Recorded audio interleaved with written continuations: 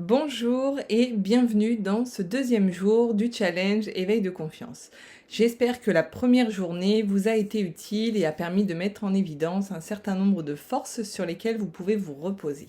Aujourd'hui, on va regarder comment réussir ces prises de parole. La com est un élément indispensable puisqu'elle est au cœur des relations humaines et vous ne pouvez pas y couper.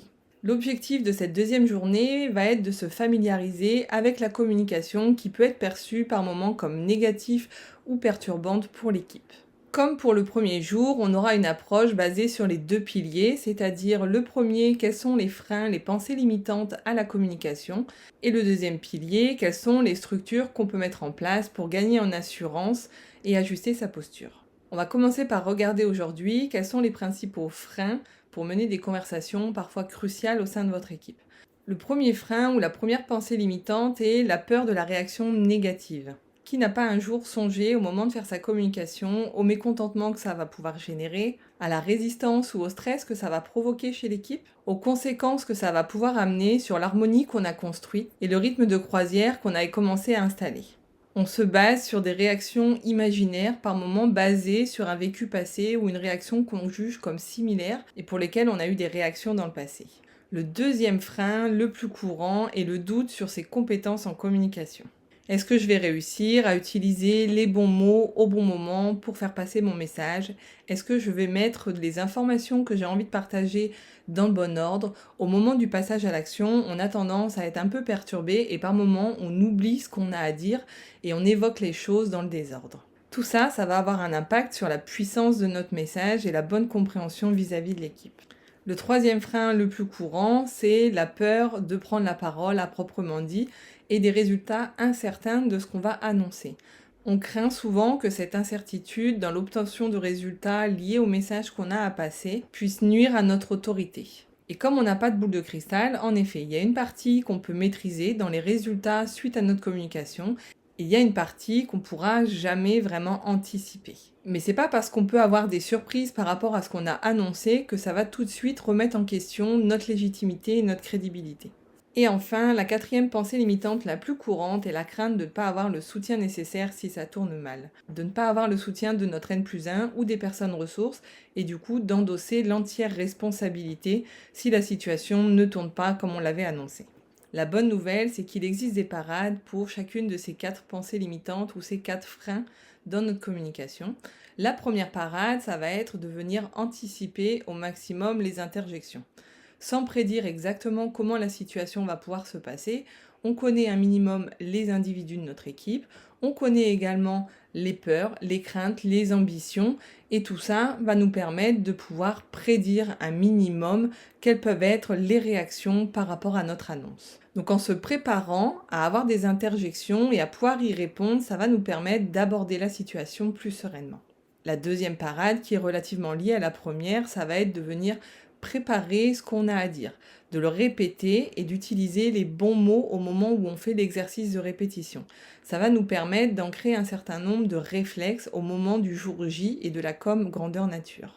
Troisième parade, pour contrer l'incertitude, en effet, on ne peut pas tout maîtriser, on n'a pas de boule de cristal, mais par contre on peut partager en toute transparence et honnêteté les challenges qu'on va rencontrer par rapport à cette annonce. Ça va pouvoir permettre de mettre en évidence quels vont être les points d'attention et utiliser finalement notre auditoire comme soutien pour y répondre. Et la quatrième parade, c'est d'avoir des personnes ressources vis-à-vis de la communication qu'on a annoncée.